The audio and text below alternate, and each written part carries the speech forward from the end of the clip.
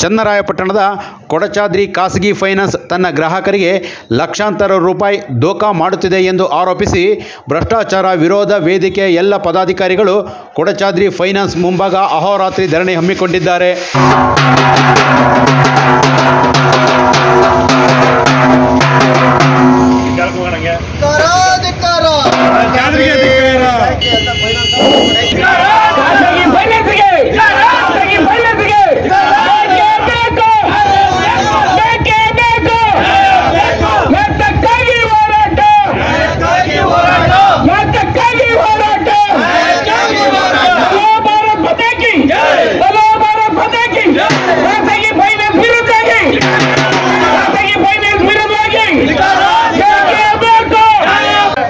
ಅವ್ರತಲೇ computer ಒಂದು ದಾಖಲೆ ಇದೆ.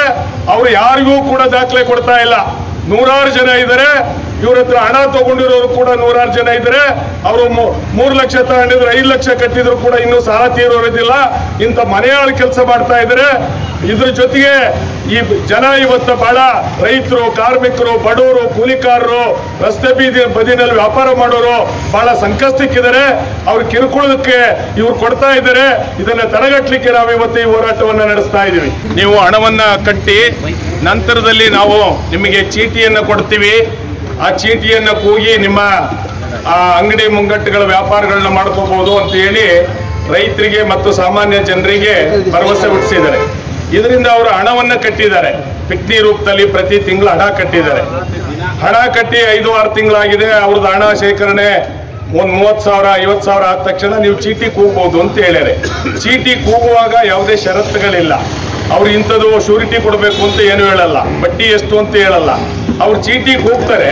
ಅವ್ರು ಚೀಟಿ ಕೂಗಿದ ನಂತರ ಅವರಿಗೆ ನೀವು ಸರ್ಕಾರಿ ನೌಕರರ ಜಾಮೀನು ಕೊಡಿ ಅಥವಾ ಖಾಸಗಿ ಆಸ್ತಿವಂತರ ಜಾಮೀನು ಕೊಡಿ ಅಂತಕ್ಕಂಥದ್ದನ್ನು ಹೇಳ್ತಾರೆ. ಅವ್ರು ಜಾಮೀನು ಕೊಡ್ಲಿಲ್ಲ ಅಂದ್ರೆ ಆಯ್ತು, ಅವರಿಗೆ ಸಂಬಂಧ ಹೋಯ್ತು. ಹಣ ಕಟ್ಟಿರ್ತಾರಲ್ಲ, ಹಣವನ್ನ ವಾಪಸ್ ಕೊಡಿ ಅಂತ 2 ವರ್ಷದಿಂದ ಹೂ ಮಾರೋರು, ಅಂಗಡಿ ಇಟ್ಟುಕೊಂಡಿರೋರು, ರೈತರು, ಸಾಮಾನ್ಯವಾದಂತ ಜನ ನಮ್ಮ ಹಣ ವಾಪಸ್ ಕೊಡಿ ಅಂತ ಕೇಳಿದ್ರೆ ಇವತ್ತು ಹಣವನ್ನು ಕೂಡ ವಾಪಸ್ ಕೊಡ್ತಾ ಇಲ್ಲ. ಯಾರು ಬೆವರಿನ ಒಂದು ಹರಸಿ ಹಣವನ್ನ ಸಂಪಾದನೆ ಮಾಡಿರ್ತಾರೆ ಅವ್ರದನ್ನ ಸಂಗ್ರಹಿಸಿಕೊಂಡಂತ ಕೊಡಚಾದ್ರಿ ಅವರು ಇವತ್ತು ಹಣವನ್ನು ಕೂಡ ವಾಪಸ್ ಕೊಡ್ತಾ ಇಲ್ಲ. ಈ ಬಗ್ಗೆ ಕಳೆದ 2 ವರ್ಷದಿಂದ ಪ್ರಯತ್ನ ಮಾಡ್ತಾ ಇದ್ದಾರೆ. ಇದು ಭ್ರಷ್ಟಾಚಾರ ವಿರೋಧಿ ಆಂದೋಲನ ವೇದಿಕೆ CITUನ ಇವರ ಗಮನಕ್ಕೆ ಬಂದಾಗ ನಾವು 3 ತಿಂಗಳಿಂದ ನಿರಂತರ ಪ್ರಯತ್ನವನ್ನ ಮಾಡ್ತಾ ಇದ್ದೀವಿ. ಅವರಿಗೆ ಪತ್ರವನ್ನ ಕೊಟ್ಟಿದ್ದೀವಿ. ತಹಸೀಲ್ದಾರ್ ಅವರಿಗೆ ತಿಳಿಸಿದ್ದೀವಿ, ಪೊಲೀಸ್ ಇಲಾಖೆಯವರಿಗೆ ತಿಳಿಸಿದ್ದೀವಿ. ಯಾರಿಗೆ ತಿಳಿಸಿದ್ರು ಕೂಡ ನಮ್ಮ ಬೆವರಿನ ಹಣವನ್ನ ಅವರು ವಾಪಸ್ ಕೊಡ್ಲಿಕ್ಕೆ ತಯಾರಿಲ್ಲ. ಅದರಿಂದ ನಾವು ಇವತ್ತು ಧರಣಿಯನ್ನ ನಡೆಸ್ತಾ ಇದ್ದೀವಿ. ಈ ಕೊಡಚಾದ್ರಿ ಫೈನಾನ್ಸ್ಗೆ ಜನರ ಹಣವನ್ನ ಸುಲಿಗೆ ಮಾಡ್ಲಿಕ್ಕೆ ಇವರು ಇವತ್ತು ನಿಂತಿದ್ದಾರೆ. ಮತ್ತದ್ರ ಜೊತೆಗೆ ದೌರ್ಜನ್ಯವನ್ನು ಕೂಡ ಎಸಗ್ತಾರೆ. ಯಾವ ಪೊಲೀಸ್ನವರಿಗೆ ಗೌರವ ಕೊಡ್ತಾ ಇಲ್ಲ, ತಹಸೀಲ್ ಆಡಳಿತಕ್ಕೆ ಅವ್ರು ಗೌರವ ಕೊಡ್ತಾ ಇಲ್ಲ.